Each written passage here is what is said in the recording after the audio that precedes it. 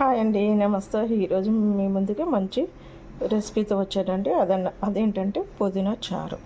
ఆ పుదీనా చారు ఎలా చేసుకోవాలో చూపిస్తానండి.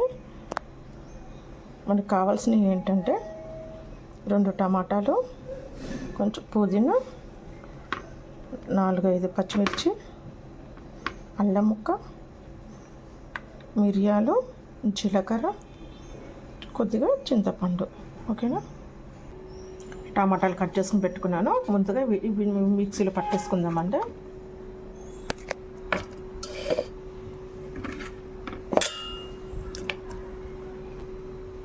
పచ్చిమిర్చి కూడా వేస్తున్నాను. ఈ సైజు అల్లం సరిపోతుంది. మిరియాలు ఒక 1/2 టీ స్పూన్ వేస్తున్నాను. అలాగే ఇప్పుడు మనం పుదీనా కూడా వేసుకుందాము. ఒక గుప్పటి అయితే సరిపోతుందండి. పుదీనా అంటే ఒక చిన్న కట్ట అయితే సరిపోతుంది అనమాట. ఇప్పుడు కొంచెం జీలకర్ర వేసుకుందాము. ఇప్పుడు 1/2 టీ స్పూన్ వేసుకున్నానండి జీలకర్ర. ఇప్పుడు చింతపండు కూడా ఇందులోనే వేస్తాను. నానబెట్టుకున్న చింతపండు ఇది సరిపోతుంది. గింజలు లేకుండా చూసుకొని నానబెట్టుకోవాలి. ఇది కూడా అందులో వేస్తాను.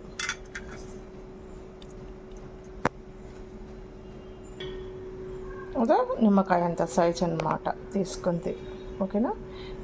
నానబెట్టి పులుసు కూడా తీసుకోవచ్చు, లేదంటే ఇలాగని చేసుకోవచ్చు. నానబెట్టి పులుసు చేసేదానికంటే ఇందులో వేస్తే గుజ్జు ఎక్కువగా వస్తుంది, తొక్కలు కూడా సరిగ్గా రావన్నమాట. అందుకని ఇందులో వేసి చూపిస్తున్నాను మీకు. ఇందులో కొద్దిగా వాటర్ వేసుకుందాము. నేను చింతపండు నానబెట్టిన వాటర్ ఉంది కదా, అది వేసుకుంటున్నానండి. వేరే వాటర్ అయితే కాదు. మూత పెట్టుకొని మిక్సీ పట్టేసుకుందాము.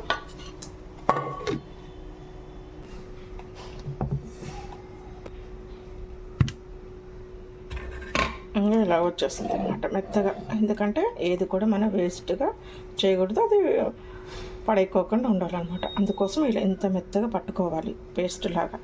ఏది కూడా వేస్ట్గా పడేయకూడదండి. చింతపండు వేసుకున్నాం కదా, ఆ తణుకలు కూడా మనకి తగలవు, అంత మెత్తగా పేస్ట్ అయిపోతాయి అన్నమాట. ఓకేనా. ఇప్పుడు మనం సరిపడంత నీళ్ళు పోసుకోవాలి. వాటర్ మన పులుపు ఎంతైతే తినగలుగుతామో అంతవరకు వాటర్ పోసుకోవాలండి ఇందులో. ఇప్పుడు నేను ఈ గిన్నెలోకి మిక్సీలో ఉన్నదంతా ఇందులో వేసేసుకుంటున్నానండి. ఇప్పుడు నేను వాటర్ కలుపుకుంటాను. ఇందులో కొంచెం సరిపడేంత సాల్ట్ వేసుకొని వాటర్ కలిపేసుకుందాం. నేను ఒక 1 టేబుల్ స్పూన్ వేసుకున్నాను సాల్ట్. ఇప్పుడు ఇందులో వాటర్ కలిపేసుకుంటున్నానండి. ప్రస్తుతానికైతే ఒక గ్లాస్ వాటర్ అయితే కలిపేసుకున్నాను.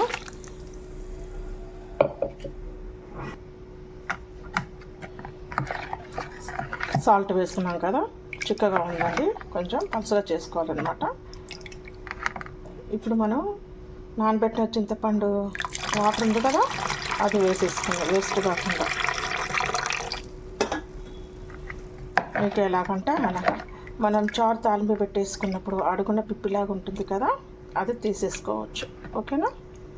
ఇలాగ వస్తుంది అనమాట. అంతే, ఎక్కువగా ఏం రాదు, కొద్దిగా వస్తుంది. 1 రెక్క 2 రెక్కలు మాత్రమే వస్తుంది. అది తీసి పక్కన పెట్టేసుకోవచ్చు. ఇప్పుడు మనం తాలింపు వేసుకుందామండి. ఇప్పుడు మనం ఉప్పు సరిపోయిందో లేదో చూసుకుందాము.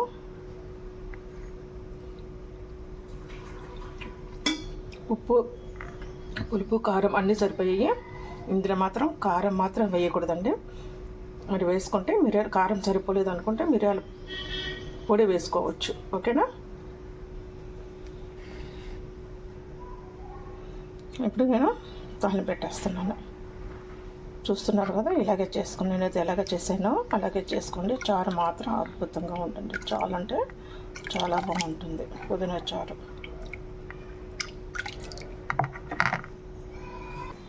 గిన్నె పెట్టేసుకుందాం. స్టవ్ వెలిగించేసుకుందామండి. వేడెక్కాక ఆయిల్ వేసుకుందాం. ఇందులో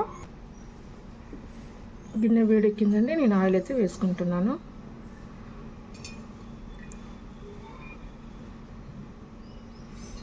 నేను ఒక 3 టేబుల్ స్పూన్ వేసుకుంటున్నాను. నేను ఎండుమిరపకాయలు ఒక 4 వేసుకున్నానండి. పోపు గింజలు కూడా వేసుకున్నాను. ఇందులో ఆవాలు, జీలకర్ర, శనగపప్పు, మినపప్పు. ఇప్పుడు మనం వెల్లుల్లి రెబ్బలు కూడా వేసుకుంటున్నాను.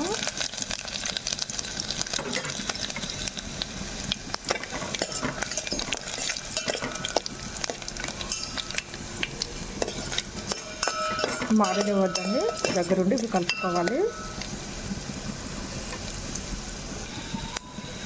కొద్దిగా ఇంకో వేసుకోవాలి.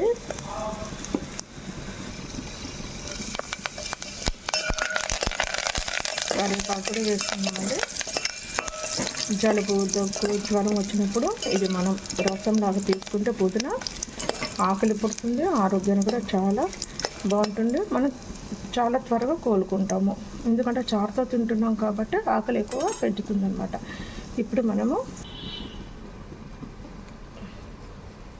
ఇప్పుడు మనం చారుని ఇందులో వేసిద్దాం.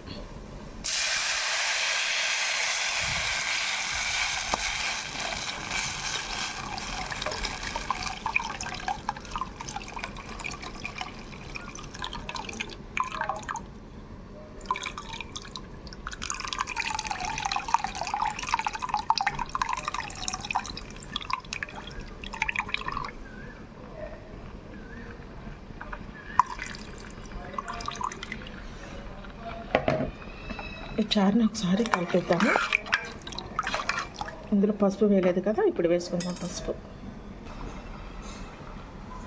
ఒక స్పూన్ వేసుకున్నాను పసుపు. ఇప్పుడు అంతా కలిసేలాగా కలుపుకోవాలండి. ఇలాగైతే వస్తుందన్నమాట. చాలా అద్భుతంగా ఉంటుంది ఈ చారు. ఒకసారి మీరు ఒకసారి ట్రై చేయండి, ఓకేనా? ట్రై చేశాక మీకు ఎలా వచ్చిందో కామెంట్ సెక్షన్లో కామెంట్ పెట్టండి. ఇప్పుడు ఈ చారుని మనం మరగనిద్దాము, ఎందుకంటే మనం పచ్చి వేసాం కదా, టమాటాలు, చింతపండు కూడా పచ్చిగా వేసాం కదా, కాబట్టి మనము ఉడికించుకోకుండా వేసాం కాబట్టి ఇప్పుడు మనం చారుని మరిగించుకోవాలి. పిప్పు అయితే ఇలా వస్తుందండి. ఇందులో ఏమన్నా గుజ్జు ఉంటే మళ్ళీ వాటర్ వేసుకొని పిండుకొని అందులో పోసుకోవచ్చు, లేదు అక్కర్లేదంటే పడేసుకోవచ్చు, ఓకేనా? ఇది నేనైతే కొంచెం వాటర్ వేసుకొని పోసేసుకుంటాను అందులో. నాకైతే చిన్న టీ గ్లాస్ ఉంటుంది కదా, ఆ నీళ్ళు మాత్రం పట్టాయి. పులుపు ఉందండి, ఇదైతే వేస్తున్నాను.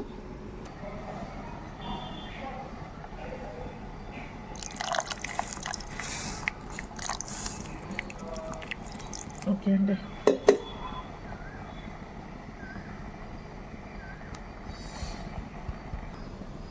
మనం దీన్ని సిమ్లో పెట్టుకొని లేదంటే మీడియం ఫ్లేమ్లో పెట్టుకొని మరిగించుకోవాలి. ఎంత మరిగితే అంత టేస్ట్గా ఉంటుంది.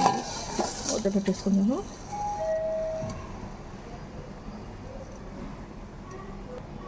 చూద్దామంటే అది మరగటాకు వచ్చింది కదా, మనం దగ్గర ఉండాలి. పొంగిపోతే టేస్ట్ పోయినట్టే, అందుకే పొంగిపోకుండా చూసుకోవాలి, సిమ్లోనే మరిగించుకోవాలి.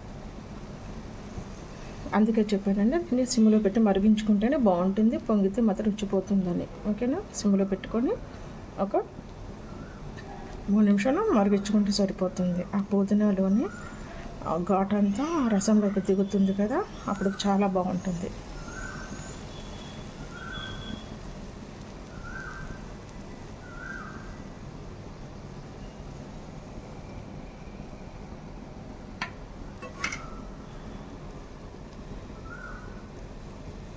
కమ్మగా వచ్చేస్తుందండి స్మెల్, చాలా బాగుంది.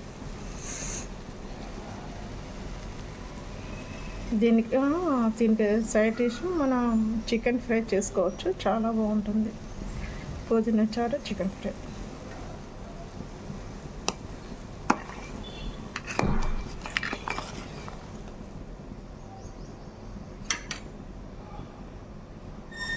ముందుగా మీకు పుదీనా చారు అయితే చూపించాను, తర్వాత మీకు చికెన్ ఫ్రై చూపిస్తానండి, ఓకే?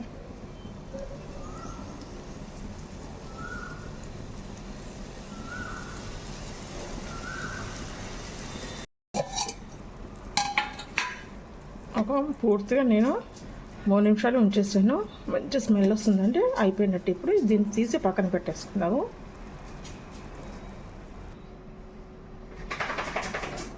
పక్కన పెట్టుకున్నాం కదా, ఇప్పుడు నేను చికెన్ ఫ్రై చూపిస్తానండి. నేను అంతా పచ్చి మసాలాతోనే నేను కలిపి ఫ్రిడ్జ్లో పెట్టేసుకున్నాను. ముందే ఒక 1 అవర్ పెట్టేసాను అనమాట. ఎందుకంటే చాలా బాగుంటుంది అలా పెట్టేసుకుంటే, మసాలా పెట్టి ఫ్రిడ్జ్లో పెట్టేసుకుంటే కమ్మగా ఉంటుందన్నమాట. ఓకేనా, ఇప్పుడు మనం చికెన్ ఫ్రైకి చూసేద్దాం. కడాయి పెట్టానంటే వేడెక్కిపోయింది. దీంట్లో ఆయిల్ వేసుకుందాము. ఫ్రై కదా, కొంచెం ఆయిల్ ఎక్కువగానే పడుతుంది.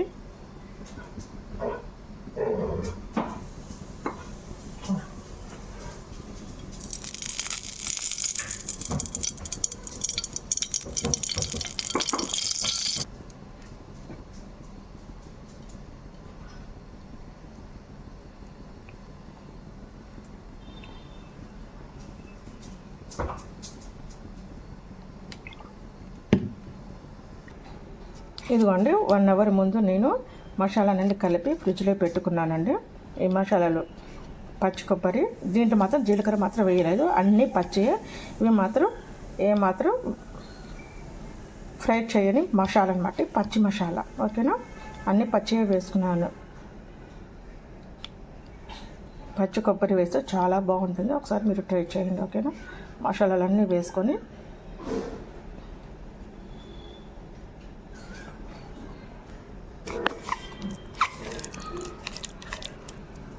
దీంట్లో పెరుగు కూడా కలుపుకోవాలండి.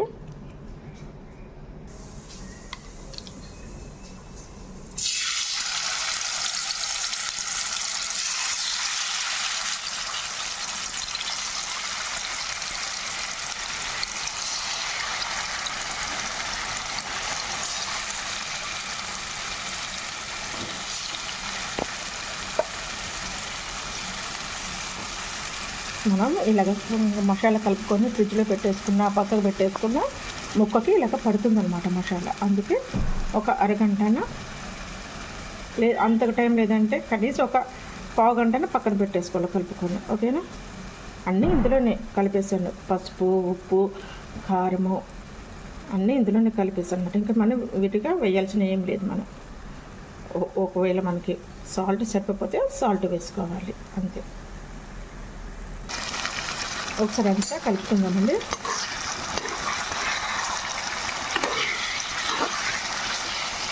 ఇందులో ఏం లేదండి, ధనియాలు, ఇలాచి, మిరియాలు, పచ్చి కొబ్బరి, మన బిర్యానీ మసాలాలను ఇందులో వేసుకోవాలి. మనం ఎన్నిటి మనకు మసాలాలు ఉంటాయో అన్ని మసాలాలు ఇందులో వేసుకోవాలి.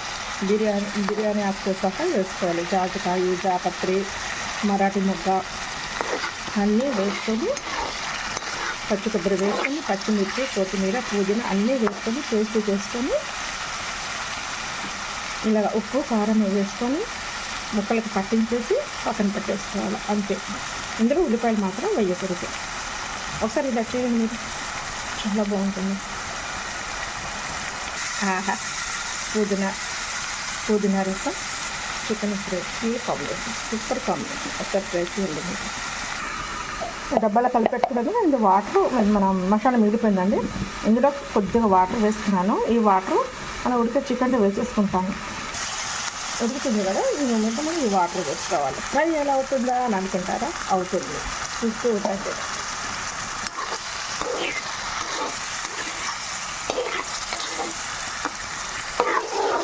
మూత పెట్టేసుకుంటే సరే ఒక 3 నిమిషాలు చక్కగా ఉడికిద్దామండి మీడియం ఫ్లేమ్లో.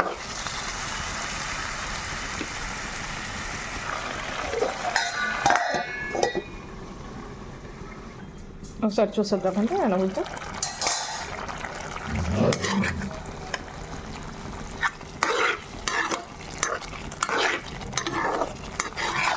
చికెన్ చాలా ఫ్రై అయినట్టుగా ఉంటుంది, లోపల మెత్తగా ఉంటుంది, చాలా బాగుంటుంది. జ్యూసీ ఎంత కమ్మగా ఉంటుందండి.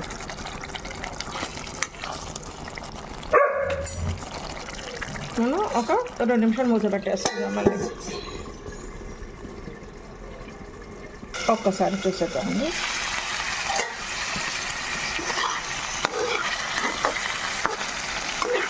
ఇప్పుడు మనం మూత పెట్టుకోకుండా ఫ్రై చేస్తున్నాం. మూత పెట్టకూడదు.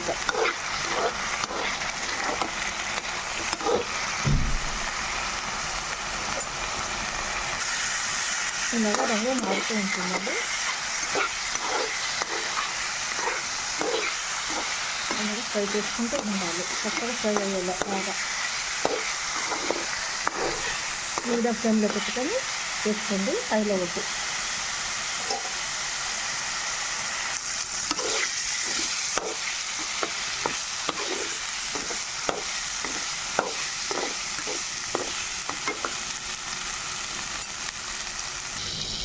ఇప్పుడు ఒక్క 2 నిమిషాలు పెట్టేసుకోవాలి. లాస్ట్లో 2 నిమిషాల కిందగా మూత తీసేద్దాం. చూస్తున్నారు కదా, చుట్టూ ఆయిల్ విడుస్తుంది కదా, అలాగా రావాలి, ఇంకా రావాలన్నమాట.